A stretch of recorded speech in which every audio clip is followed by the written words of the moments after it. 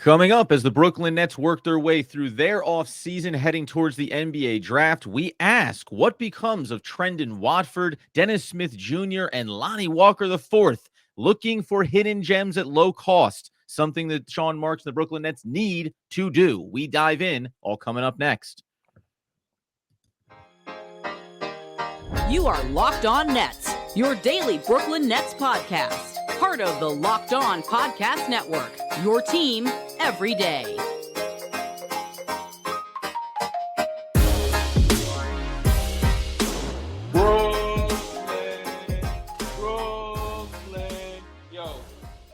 Yes, my friends, it is the Locked On Nets podcast right here on the Locked On Podcast Network. It's your team, the Brooklyn Nets, every single day. He's Doug Norrie. I'm Adam Armbrecht. We thank you, as always, for making us your first listen of the day. We are 100% free on all those great platforms. And let you know, LinkedIn Jobs helps you find qualified candidates that you want to talk to faster. Post your job for free at linkedin.com/LockedOnNBA. That's linkedin.com/LockedOnNBA to post your job for free.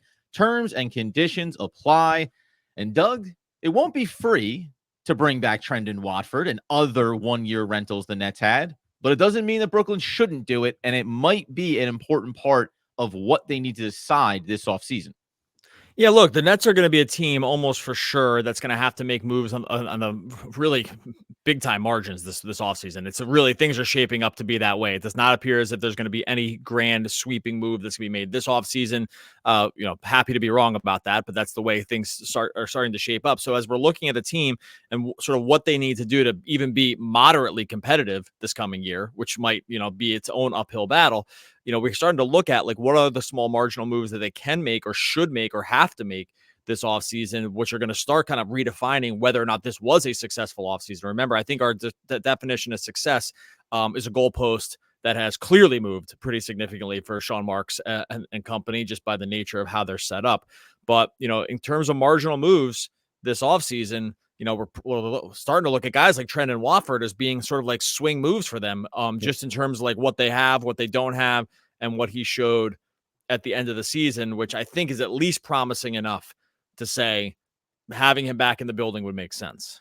Yeah, and we talked about this last offseason about how the Brooklyn Nets should be in the mode of taking shots, right? However many dart throws you can get. If one of them hits, then that can be considered a successful offseason. That's the ratio that you're looking for there. And out of the group of players, we'll talk about Dennis Smith Jr., talk about Lonnie Walker. Trendon Watford was the one who we were both, I think, high on coming in. I thought he could be something maybe more early. It took longer for it to come to fruition. But when you look back on a season now for Brooklyn, there's a couple of things. One, overall, I think you can see the blueprint of how he can fit into different versions of teams because he does a little bit of everything, can shoot from the outside, can drive the basket, can run the floor in space, is a willing, at least, and lengthy defender. All of those things point the needle in the right direction. Yet I'm surprised to look back at a team that was relatively unsuccessful last year and see a player that averaged under 14 minutes, the low for his career after the first two with Portland. Well, okay, so there's two ways to look at Watford's season, right? It's like sort of holistically look at the whole season and then look at the final 10 games, right? Yep. So it's kind of here's where you have to decide sort of what is the real story. And this can be hard because obviously the motivation around the team changed with about 10 games to go when they raised the white flag, said it's kind of over. And let's just sort of see what we got. We'll play Noah Clowney. We'll play some of the younger guys. And Trendon Watford is included in that mix. So if you look at the whole season, again, different coaching staff, right? Jacques Vaughn, they moved to Kevin Ollie. Things do begin to change. Again, I'm repeating myself here, but the motivations change. So if you want to look at Watford's whole season, you're like, well, okay, nothing really here to see much. If you look at the 10 games, it's like, hey, this guy kind of played a ton, right? Yeah. And he was averaging, somewhere around 27 plus minutes a game over the last 10 games. He shot pretty good. He's hit the worst plus minus in the team, but I'm not really kind of worried about taking too much away from that. Shot 43% from three on more than 2 attempts. Like he was kind of what you wanted to see, more than 12 points a game. He was actually, dishing out the ball okay, 2.5 assists, 5.6 rebounds. Like there were real numbers there. Now that was all requisite with getting more playing time, but also like it kind of passed the eye test also. Yep. So it's sometimes hard to tell. Like if you Like which do you think is the sample that's more relevant, right? Like, is it the whole season where we barely ever saw him, or was the last 10 games where we saw a ton of him? Like, I don't know. It's hard to know where I kind of land with this. Yeah, because he had, I think, 7 double-digit scoring performances over those last Yeah. 10 games, too. And to your point, the almost 27-minute sample size. Now, do I think that Trendon Watford for his career, and he's still a young player, we know, only 3 years into the NBA, but do I think that is going to be more likely to be a 30-minute player or a 14-minute player? Well, that's all relative to the type of team. So I think the last 10 games are the more critical sample size. Why? Because in the upcoming season, it's far more likely that he's going to have the ability to play 20 plus minutes a night if we think some of the other requisite moves get made here than it is that he gets buried or that it is that he doesn't see playing time. Why? Because they're not going to be a good team. So if Brooklyn looked at the back end of the season, waving the white flag, as you said, and use it as the blueprint for the upcoming year before they get to 2025 and all the razzle dazzle and all the money, why wouldn't Trendon Watford be a player that you want to bring back and say, we're just going to bump you up a little bit here, move you up in the rotation, have a consistent night over night role, and we'll see where we are. The price point on this is not going to be exorbitant to get Trendon Watford back in the door. I think what becomes interesting is if Trendon Watford is looking at it as, I want to get a, multi-year contract that makes it feel like I can grow with the team, as opposed to, hey, you want to take another 1-year flyer with us? That's more of a Brooklyn sell to Trendon Watford than it is the other way around. I think there's other teams where he could get just as much playing time potentially as he has in Brooklyn. It sure seems like it when you factor in the age and sort of like what he ended up showing the last year. Like he was on a $2 million contract. I don't think he like bumps himself all the way up to like the mid-level exception, right? So like, can you sign him? Nets are like going to be over the cap here almost for sure when they sign Claxton. So like they're in a somewhat tricky spot with like money that they can use. Is he more than like a minimum guy? It would seem like it. Is he up all the way up to the MLE, the taxpayer MLE? Like probably not. And so now you're just in this like sort of weird spot with him. But if one thing that's interesting to think about, like sort of what the team's motivations are going forward. If you look at the end of the season and you think, hey, we want to give the longest leashes to the guys we're most interested in seeing, like that is a good sign, because if you look at this over the last 9 games of the season, he had the 6th most minutes on the team. It was Cam, Dennis Schroeder, Claxton, Bridges, DFS, surprisingly, and then Watford, then Clowney. Like that was the most minutes per game over the final 9 games, as opposed to guys like Lonnie Walker, who played less than 20 minutes a game and only played in 7 of those 9 games, right? Yeah. Daron Sharp, who played 6 of those games in 12 minutes a game. DSJ, I mean, I know there's some injuries in here, right? So that kind of hurt him, but he was out too. Maybe that was all injury. Point being, 6 most minutes on the team, and the performance ends up being okay. Yep. And you start telling yourself a story like this guy is kind of part of what the Nets want to do, right? Why else would you play him this much? 23 years old, and you end up showing your actions speak louder than words. You played him, right? Yeah. And I think that like that could be the sign that they're going to try to do something here. The question now is, do they play him enough that all the other teams got to see kind of what it was too? And now the market's going to be slightly bigger than the Nets maybe anticipated. Classic Brooklyn Nets overexpose a talented player only to lose him in free agency. Coming up here in a second, the final word on Trendon Watford and what we believe will be the outcome this offseason. And then looking at 2 other players Doug mentioned, Lonnie Walker and Dennis Smith Jr. Production, injuries, are either one of them someone Brooklyn needs to retain going into the upcoming season? We'll get into that in just one moment. All right, before we get to that, tell you about our friends over at eBay Motors. Passion, drive, patience. This is the winning formula for winning championships. It's also what keeps your ride or die alive. eBay Motors has everything you need to maintain your vehicle. You'll level it up to peak performance. Superchargers, roof racks, exhaust kits, LED headlights, so much more. Whether you're into speed, power, or style, eBay Motors has you covered. There's over 122 million parts for your number one ride or die. You'll always find exactly what you're looking for. You got eBay Guaranteed Fit, so your parts guaranteed to fit your ride every time, or your money back. With eBay Motors, you're burning rubber, not cash. With all the parts you need at the prices you want, it's easy to make your car the MVP. Bring home those huge wins. Keep your ride or die alive at ebaymotors.com. Eligible items only. Exclusions apply. eBay Guaranteed Fit only available to U.S. customers. All right, so as we continue on today's Locked On Nets episode, talking about some of those key players that Brooklyn took shots on this last season, and then making sure that you actually do the second step, because the last word here on Trendon Watford is, as we said at the top, you take chances, you hope one of them hits. One of them seems to have hit. So there is a lump in my throat or a concern in the back of my head where it's Nets do the right first step, take a chance on players, and then mess up the second step, keep the player. Like, that, and you mentioned that last part there. Do other teams look at Trendon Watford and think there's an opportunity there? And the money does matter here, right?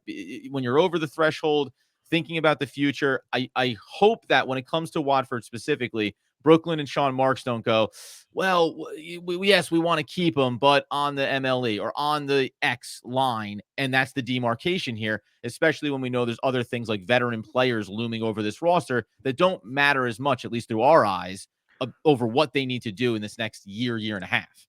I think you could probably get him I think you get a very friendly deal here on the promise too. That's like here, you probably have the best chance to play. Like if the Nets go into the Nets this next season, sort of with the roster that we think they're going to have, there are going to be minutes available for guys who are like somewhat versatile. The Nets just don't have enough. It's like unlikely they can just get so much better talent wise here. You can't rely on Simmons. Watford is like he's not Ben Simmons, but there are some there's some like sort of crossover traits here in terms of how their games are formulated.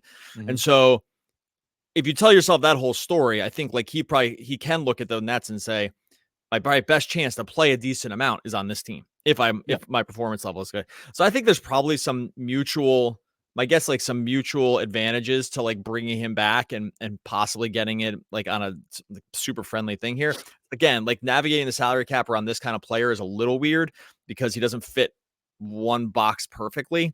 Yeah. And right, because like I said, like one thing's going to be too much and the other thing might be too little, and then you're kind of caught in between, and the Nets might not have access to some of that money. But if you do multi-years because you're like, hey, it's going to be super team friendly, but this year you're going to play a lot. Like I think that like that is something that can work in their favor, maybe at the minimum. I don't know. It's a little confusing, but I think the Nets should probably try to prioritize do it because they're going to need the versatility.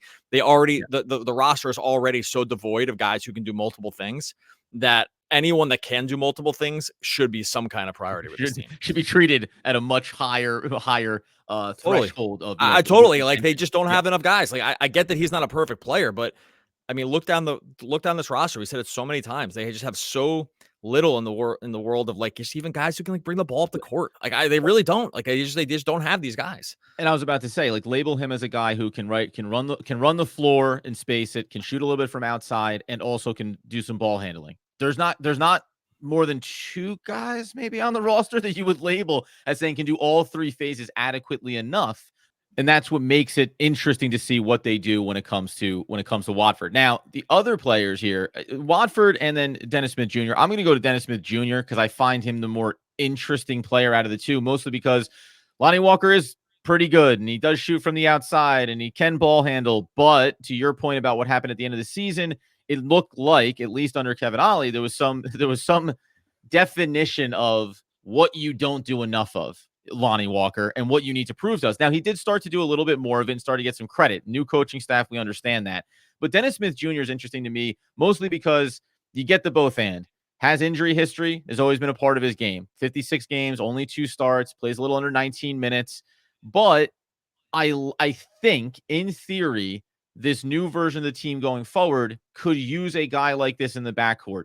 Do I think that the defensive upside we talked about with him coming in was not as impressive as I hoped it would be? Yeah, probably. He's a little undersized in the backcourt, very undersized in the backcourt along with Cam Thomas.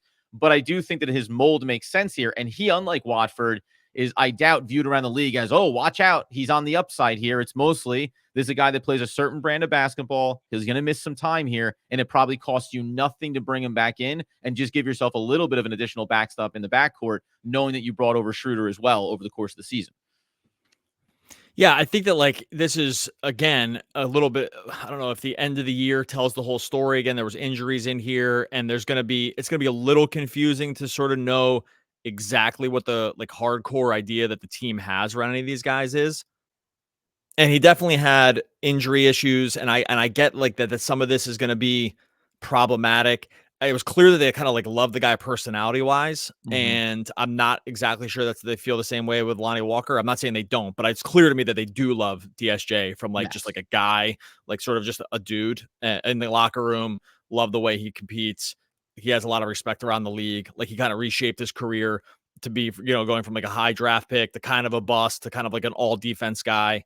It's like sort of guy. And so I think there's a lot of respect for him in that sense.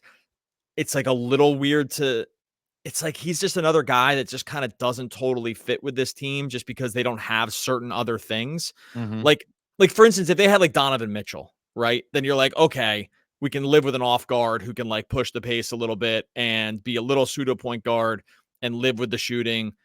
But we know that the other guy can like handle like primary ball handling duties all the time. Yeah. And if you like think that's Cam Thomas, then I guess so. But it's like if they just had, it's almost like the DSJ kind of gets hurt that the Nets don't have enough talent like on the rest of the roster. So then he gets really exposed, and now he's taken above the break threes, which you just cringe at every single time. And you know, he's got 29% from deep this with the Nets, and that's not a great number. I'm not like saying that's like, hey, he shot 29%, but like it's almost impressive because if you just rolled through your mind, you would go, "There's no way this guy was sniffing 30% from beyond the arc." And he almost did it. So, you know, yeah, he went through some stretches where they did go in, but I think that he just kind of gets hurt in that they got enough guys who can't shoot on the team. Yeah. Like that's like the Nets to have enough dudes on the team here that want to play some minutes that can't really shoot that well. And so when that's the problem, it's like you just at some point, I mean, how many lineups do we see this year where you think to yourself, I mean, how's this lineup going to score? Yeah, like how's this lineup going to score? Like, you know, it's like DSJ and Claxton, and then like, you know, whoever else, and all of a sudden and it's great defensively, it's awesome, but like you just like you can't run anything in the offense. So I think he probably gets hurt a little there too. And the big exposure there was too in those, you know, quote, all defensive lineups and difficulty shooting. It was also like, well, the defense doesn't look good enough to warrant saying we're going to take some of the, you know, lack of returns on the other end of the floor. I like him. And the point you brought about it, we just mentioned Lonnie Walker here as well. The organization clearly likes the model of Dennis Smith Jr. and what he brings to the table. Again, I wonder if the injury factors as well make it easy. Dealing with a hip, I think it was at the end of the season that kind of kept him in and out of lineup. Still played mid-teens minutes there down the stretch. In the last handful of games. I find that interesting. You know, bring him back. What does it look like? And maybe most importantly, unlike a Trendon Watford, where I think, hey, let's keep him in the building because he's young and there's a long-term opportunity here. And as we get maybe a draft pick and all these other things and get to our big off season, you can see Watford fitting in to a lot of versions of this team. Maybe Dennis Smith Jr. over the course of the first half of the season gets himself to a spot where other teams look at, oh, yeah, would I throw you, you know, second round pick to get Dennis Smith Jr. over, you know, something low level. Maybe there's just enough there at the trade deadline for a playoff team that just wants a little bit of that grit coming off the bench, unlike Brooklyn, who's in that weird spot of overexposing a player that has a nice skill set, but needs to be ranked accordingly on a roster, and they just don't have the players there. Which was, by the way, the theme for the team this whole year. It's like everyone's a little overexposed. Everybody is just a little out of place. Everyone's a little out of place, and when everyone's a little out of place, you get the record that the Nets had. Like that's just kind of what happened. Let's get into Lonnie Walker here coming up in a second, and also talk about the most critical component of making any of these decisions, which is one we talked about: Dorian Finney-Smith. You got to get guys out of the way if you want to keep a player like Trendon Watford around. All that and more to close out the show coming up in just one moment. All right, before we get to that, tell you about our friends over at LinkedIn. If you're hiring for your small business, you got to find a quality professional that's right for the role. It's got to check out LinkedIn Jobs. LinkedIn Jobs is the tools to find the right professionals for your team faster, and you'll love this, for free. LinkedIn isn't just another job board. It's a vast network, more than 1 billion. That's with a B, 1 billion professionals. Makes it the best place to hire. It gives you access to professionals you can't really find anywhere else. LinkedIn does all that while making the process very easy, extremely intuitive. Hiring is so easy when you have that many quality candidates. So easy. In fact, 86% of small businesses get a qualified candidate within 24 hours. Look, LinkedIn knows that small businesses are wearing a ton of hats these days. You don't always have the time or the resources to hire. LinkedIn's constantly finding ways to make the process easier. 2.5 million small businesses use LinkedIn for hiring. Post your job for free at linkedin.com/LockedOnNBA. That's linkedin.com/LockedOnNBA to post your job for free. Terms and conditions apply. All right, so as we close out today's Locked On Nets episode, talking about a couple of critical decisions the Nets need to make. Why? Because everything that they've done this offseason and everything that you hear, it's not going to be the big splash that you were hoping for. The superstar's not coming this season. You're going to have to wait until another year goes by, and in the interim, you can learn about Trendon Watford. You can maybe take a chance on Dennis Smith Jr. Dorian Finney-Smith becomes a big component of this, but Lonnie Walker as well. He seems to be the other end of the Dennis Smith Jr. spectrum in terms of, did the organization really like what they got from him in terms of serving your role? Whereas he's explosive offensively, and I think you can make the argument Lonnie Walker was trying to do what the team needed, what they lack, which is a scorer, a guy that'll take in his hands and go at the basket. But on the back end of the season, it seemed like the coaching staff was saying, "Hey, man, you got to be a two-way player for us," which I can appreciate, and also don't think was the right thing to be saying to Lonnie Walker. It's kind of like, yeah, man, if you can cook, go cook. Like that's what we need more of going forward. But philosophically, I don't think that he has a clear path coming back like maybe the other two do. I don't think so either. And like, I do think there was some injury stuff in here for sure, right? Yep. Like he was dealing with some injuries and he came out like shot out of it. He was arguably one of the Nets' most important players early in the season. I mean, he really played awesome off the bench. Yep. And you're like, man, the Nets really found something, right? Like they really, it was like, I think that was like one of it was like, oh, Sean Marks special, right? Like they found something here. This guy was undervalued. Oh, I can't believe these other teams didn't bring him back. How could you not go back to the Lakers? Like these teams that like maybe could have really used them. And then it kind of tails off as the season goes on. Like some of it's injury. Again, some of it seemed more than injury, like you sort of alluded to here earlier, which is like maybe not all injury, maybe just kind of fell out of favor.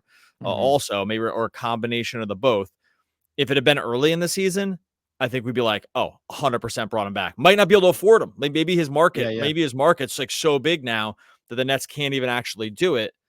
But I think we were on record at one point of saying like, hey, as the trade deadline was coming, it was like, hey, if he's going to have this type of start to his season and the team's going to be bad, like maybe you get the old flip value here out of Lonnie Walker. Now that went completely out the window on the second half of the season.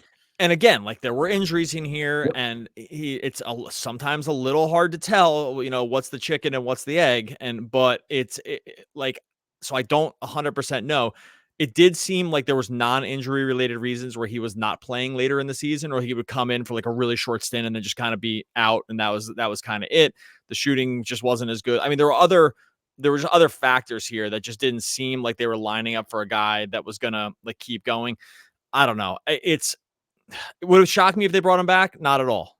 Would have shocked me if he was gone. Also not at all. And like another team sort of takes another flyer on him at 25. It's getting a little close for him, sort of career wise, about where it goes here, right? Like 25 going into age 26 season, hasn't been able to like really stick for over the long term.